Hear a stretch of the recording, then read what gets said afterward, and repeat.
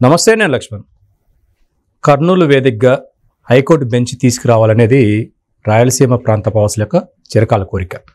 ఆ కోణంలోనే 2019 ఎన్నికల్లో బాబు గారు హామీ ఇచ్చారు. కానీ ఆ ఎన్నికలు ఓడిపోయిన తర్వాత మళ్ళీ ప్రజాగలం వేదికగా కూటమి ప్రభుత్వం అధికారంలోకి వచ్చిన వెంటనే బెంచ్ ఏర్పాటు చేస్తా ఉన్నారు. ఆ దిశగానే అడుగులు పడ్డాయి. ఇప్పటికే ఫైలు కేంద్రానికి కూడా చేరిన పరిస్థితి ఉంది. ఇదే అంశంపైన మనతో మాట్లాడడానికి ప్రముఖ రాజకీయ విశ్లేషకులు మధుసూదన్ రెడ్డి అందుబాటులో ఉన్నారు. ఆయనతో మాట్లాడే ప్రయత్నం చేద్దాం. సార్ నమస్తే అండి. నమస్తే లక్ష్మణ్. హైకోర్టు బెంచ్ కర్నూలు వేదిక పెట్టాలని వడివడిగా అడుగులు పడుతున్నాయి. అలా బెంచ్ ఏర్పాటైతే అక్కడున్న సీమ ప్రాంత ప్రజలకు ఎటువంటి మేలు జరుగుతుంది? నేను అనేది ఒకటి ఉంది. ఈ సీమాంధ్ర సమస్య ఈనాటిది కాదు లక్ష్మణ్. ఇదేంటంటే ఇప్పటి నుంచి మనం గతంలో కూడా పెద్దోళ్ళందరూ కూడా ఒక సమస్య, జటిలమైన సమస్య ఉన్నది. మద్రాసు ఉమ్మడి రాష్ట్రంలో ఉన్నప్పుడు, అప్పుడు రాజాజీ గారు ముఖ్యమంత్రిగా ఉన్నప్పుడు ఇది ఒక జటిలమైన సమస్యగా ఉన్నది. అప్పుడు మద్రాసు వాళ్ళు కలిసి ఉండాలని, మన వాళ్ళు తెలుగు వాళ్ళు విడిపోవాలని, ఆ పరంపరలో ఏం చేశారంటే ఒక ఒప్పందం, ఆ దేశోద్ధారక నాగేశ్వరరావు గారు పంతులు గారి దగ్గర, కాశీ విశ్వనాథ్ నాగేశ్వరరావు పంతులు గారి దగ్గర వాళ్ళ ఇంట్లో అంటే ఒక ఒడంబడిక ఉంది, శ్రీబాగ్ అని. అది 1937 ఒడంబడిక, కాలం చెల్లిపోయిన ఒడంబడిక. ఒక 14 మంది వ్యక్తులు కూర్చొని అటు ఆంధ్ర ప్రాంతం నుంచి ఇటు సీమాంధ్ర వాళ్ళు అంటే వాళ్ళు మేము రావన్నారు. ఎవరు? ఈ సింహపూర్ సీమ, నెల్లూరు వాళ్ళు, రాయలసీమ వాళ్ళు మేము రాము, మాకొద్దు. ఆంధ్ర మహాసభ అని ఒకటి ఉండేది మనకి. ఉన్నప్పుడు ఏం చేశారంటే మేము రాము, మాకొద్దు, మేము తమిళనాడులోనే ఉంటామన్నారు. అప్పుడు ఆంధ్ర నాయకులు ఏంటంటే మీకు రాజధాని ఇస్తాము, మీరు రండి అని చెప్పి ఒక పెద్ద మనుషులు ఒప్పందం చేసుకున్నారు. చేసుకున్న తర్వాత ఒక కమిటీలు పడ్డాయి. నెహ్రూ హయాంలో కమిటీ వేశారు.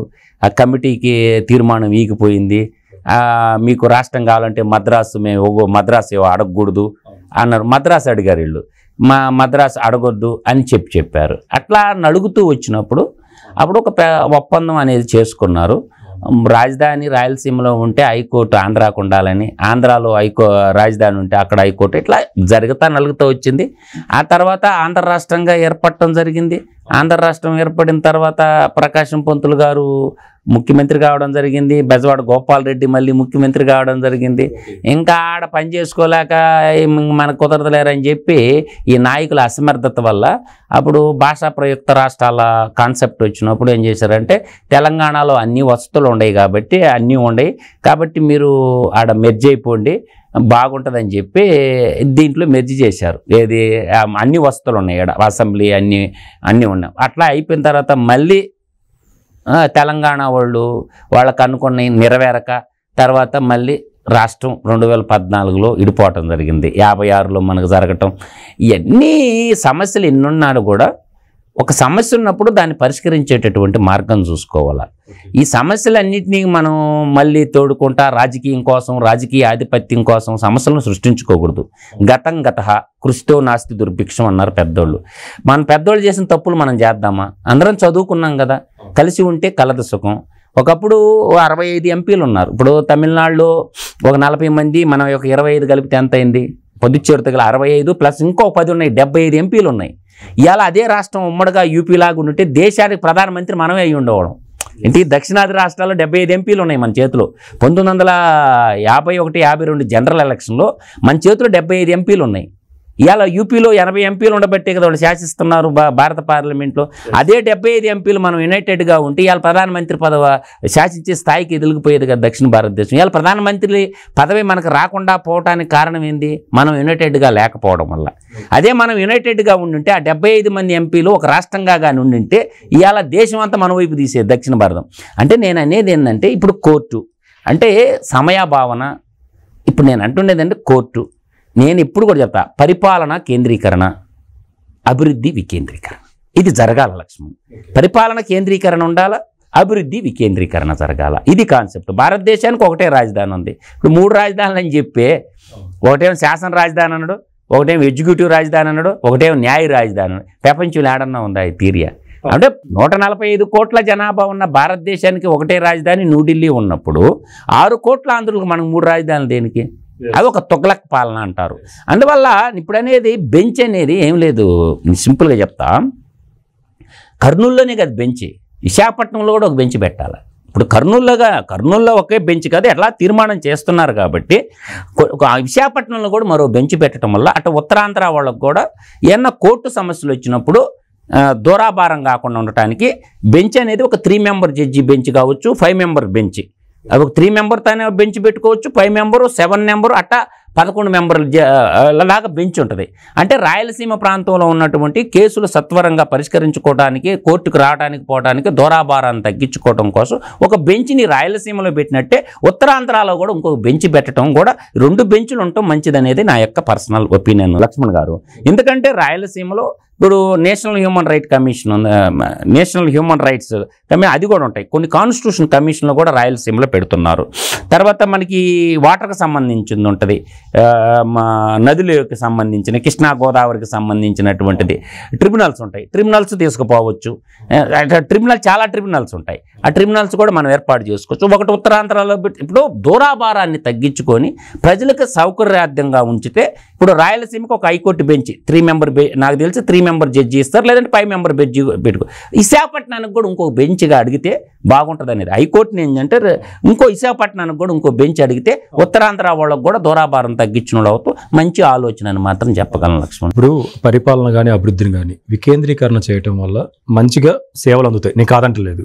ఇప్పుడు అక్కడున్న లోకాయుక్త, హెచ్ఆర్సి ఉన్న వాటిని కూడా తరలించబోతుంది రాజధానికి అని చెప్పి ఆలోచన వైసీపీ వాళ్ళు ప్రచారం చేస్తున్నారు. ఒకవైపు ఏమో పరిపాలన వికేంద్రీకరణ చేసుకుంటూ బాబు గారు అడుగులు వేస్తూ అక్కడక్కడ ఉత్తరాంధ్ర కొన్ని ఇన్స్టిట్యూట్స్ని, రాయలసీమ కొన్ని ఇన్స్టిట్యూట్స్ని తీసుకెళ్తుంటే ఎందుకు ఈ విధంగా ప్రాపకాండ చేస్తుంది వైసీపీ? ఇప్పుడు పేక్ పార్టీ పేక్ ప్రచారాలు చేస్తుంది. సైకో వాళ్ళకి, సైకో మెంటాలిటీ వాళ్ళకి, సైకో వాళ్ళకి ఇటువంటి ఆలోచనలు తప్ప మంచి అనేది అవ్వపడదు. మంచి అనేది ఏంటంటే ఇప్పుడు వాళ్ళు ఇన్ని ప్రచారాలు చేసుకున్న లక్ష్మణ్, యువజన శ్రామిక రైతు పార్టీ అనేది కాలగర్భంలో కలిసిపోయిన పార్టీ. ఆ పార్టీ పోయి ఇంకో పార్టీలో మెర్జ్ అవ్వాలి, ఆ ప్రయత్నాలు జరుగుతున్నాయి. అది అడ్డుకట్ట పడుతుంది. ఏ ప్రయత్నాలు కుదరటంలా. కాంగ్రెస్ పార్టీలో మెర్జ్ చేయాలని విశ్వ ప్రయత్నాలు చేస్తున్నారు, అది కుదరటంలా వాళ్ళకి. అది చెల్లి రూపంలోనే అడ్డం పడి ఉంది. వాళ్ళ వాస్తవంగా ఏంటంటే యువజన శ్రామిక రైతు పార్టీని కాంగ్రెస్ పార్టీలో మెర్జ్ చేయాలన్న సంకల్పంతో వాళ్ళు ఉన్నారు. వాళ్ళ పాత పార్టీకి, తల్లి కాంగ్రెస్కి ఈ పిల్ల కాంగ్రెస్ పోయి కలిసిపోద్ది, కాలగర్భంలో కలిసిపోయే పార్టీ. అది తీసేయండి. మనం ఏంటంటే మంచిని పెంచాలా, చెడు ఎక్కడున్నా తుంచిపారేయాలా. ఇప్పుడు ఏంటంటే లోకాయుక్త తీసుకున్నా, నేను అనేది నేషనల్ హ్యూమన్ రైట్ కమిషన్ తీసుకున్నా, ట్రిబ్యునల్స్ ఉంటాయి, ఏది కృష్ణా గోదావరి ట్రిబ్యునల్స్ తీసుకున్నా, ఇవన్నీ కూడా ఈ బెంచ్ అనేది ఇప్పుడు వాళ్ళకి రాయలసీమ కన్నా ఉత్తరాంధ్ర వాళ్ళకు కూడా ఒక బెంచ్ ఏర్పాటు చేస్తే బాగుంటుంది. అట్లాగే ఈ లోకాయుక్తకు సంబంధించినటువంటిది కూడా ఇంకో బెంచ్లు ఏర్పాటు చేసుకోవచ్చు. ఈ బెంచ్లు ఎన్నైనా పెట్టుకోవచ్చు, ఇబ్బందే లేదు. అది రాష్ట్రపతి గజెట్ ద్వారా ముద్ర వేయించాలి. భారత పార్లమెంట్ రాష్ట్రపతి కాడికి పోయి ఇక్కడ హైకోర్టుకి పోయి, హైకోర్టు నుంచి పోతే ఉత్తరాంధ్రకు కూడా ఇంకో బెంచ్ ఇస్తే మంచి జరగద్దని నేను చెప్పగలను. అందువల్ల ఏంటంటే కొన్ని ఉంటాయి, అంటే ప్రజలతో సత్సంబంధాలు లేనటువంటి ఇన్స్టిట్యూషన్స్ కొన్ని ఉంటాయి. ఇప్పుడు ఒకటి చూద్దాము, ఫోరెన్సిక్ సైన్స్ ఎక్కడికి వచ్చింది? అనంతపురం వచ్చిందా? అనంతపురం జిల్లాకు పోయింది కదా. ప్రజలతో ఏం సంబంధం? తర్వాత ఏవియేషన్ ఉంటుంది. ఏవియేషన్కి సంబంధించింది మనకు అకాడమీ లేదు ఇప్పుడు వరకే. మనం అది అడగొచ్చు. ఇప్పుడు మన దుందికల్ ఎయిర్పోర్ట్ ఉంది కదా, ట్రైనింగ్ ఇన్స్టిట్యూట్, కాబట్టి దాన్ని అటువంటి తీసుకొని పోవచ్చు. తర్వాత ఇప్పుడు చార్టెడ్ అకౌంట్కి సంబంధించి ఉంటుంది. తర్వాత బ్యాడ్ డెబిట్ ట్రిబ్యునల్ అని ఒకటి ఉంటుంది. మనకి విశాఖపట్నంలో బ్యాడ్ డెబిట్ ట్రిబ్యునల్ ఉంది. సో ఇంకొక బ్యాడ్ డెబిట్ ట్రిబ్యునల్ని మనం అక్కడ తీసుకుపోవచ్చు. అట్లా చాలా ఉంటాయి వ్యవస్థలు, ఒకటే అనే కాదు. అందువల్ల ఏంటంటే ఇటువంటివన్నీ అంటే ప్రజలతో సంబంధం లేనటువంటి ఆఫీసుల్ని ఒక చోట నుంచి ఇంకో చోటకు పెట్టడంలో తప్పే లేదని నేను అంటానన్నమాట. అందువల్ల ఇది ఆలోచన చేయాలి తప్ప పరిపాలన కేంద్రీకరణ ఉండాలి, అభివృద్ధి వికేంద్రీకరణ జరగాలి. ఇప్పుడు ఇన్స్టిట్యూషన్లు ఉండే లక్ష్మణ్ గారు, ఐఐఎం, ఐఐటి, నిట్, ఇవన్నీ వికేంద్రీకరణ జరిగిపోయినాయిగా. ఒక చోట ఐఐఎం పెడితే ఒక చోట ఐఐటి పెట్టారు, ఒక చోట నిట్ పెట్టారు. అట్లా వికేంద్రీకరణ జరుగుతున్నాయి. విశ్వవిద్యాలయాలు కూడా మనకేం చేస్తున్నారు, ఇప్పుడు జిల్లాకు ఒక విశ్వవిద్యాలయం ఉంది. అందువల్ల ఏంటంటే ఇట్లా ఆలోచన చేయాలి తప్ప దుర్మార్గమైనటువంటి ఆలోచనలు చేస్తే తీవ్రంగా నష్టపోయేది అల్టిమేట్గా ప్రజలు నష్టపోతారు. రాజకీయ నాయకులకి ఏం కాదు, ఎక్కడెక్కడ దోపిడీ చేసుకొని బతకతారు, కానీ ప్రజలు నష్టపోద్ది, రాష్ట్రం నష్టపోద్ది. తత్ఫలితంగా ఏంటంటే ప్రజలు ఇబ్బంది పడతారు. కాబట్టి నేను అనేది కర్నూలులో రాయలసీమకి బెంచ్ ఇచ్చినప్పుడు ఉత్తరాంధ్రకు కూడా ఇంకొక బెంచ్ ఏర్పాటు చేయడం అనేది సహేతుకమైనటువంటి చర్య అని మేము చెప్పగలం. అదే కాదంటలేదు, ఇప్పుడు కర్నూలులో బెంచ్ ఆల్రెడీ అయిపోతుంది, మీరు ఉత్తరాంధ్ర అడుగుతున్నారు, ఇప్పటికే జడ్జిలు షార్టేజ్ ఉంది, కోర్టు సిబ్బంది షార్టేజ్ ఉంది, మరి వీటిని మళ్ళీ రిక్రూట్మెంట్ చేసుకోవాలా? ఖచ్చితంగా ఏంటంటే రిక్రూట్మెంట్ చేసి తీరాల. ఎందుకంటే జనాభా పెరిగే కొద్ది అవసరాలు పెరగతాయి. న్యాయంలో లక్షల ఫైళ్ళు పెండింగ్లో ఉన్నప్పుడు ఏంటంటే కోర్టుల సంఖ్య పెంచాల్సి, అందుకని గ్రామ న్యాయాలయాలని కాన్సెప్ట్ వచ్చింది. ఆ గ్రామ న్యాయాల్లో గ్రామ పంచాయతీకి ఒక న్యాయాలయం కట్టాలా అన్న కాన్సెప్ట్ వచ్చినప్పుడు పోస్టులు పెరుగుతాయి కదా, లా చదువుకున్న పిల్లలకి జడ్జి పోస్టులు వస్తాయి కదా. అందువల్ల గ్రామ న్యాయాలయాలు అనేది కాన్సెప్ట్ ఉంది. ప్రతి గ్రామానికి విలేజ్ లెవెల్లో గ్రామ న్యాయాల్లో గ్రామ పంచాయతీకి ఒక పెట్టాలని ఒక భారత పార్లమెంట్లో బడ్జెట్లోనుంది గ్రామ న్యాయాలయాల స్కీము.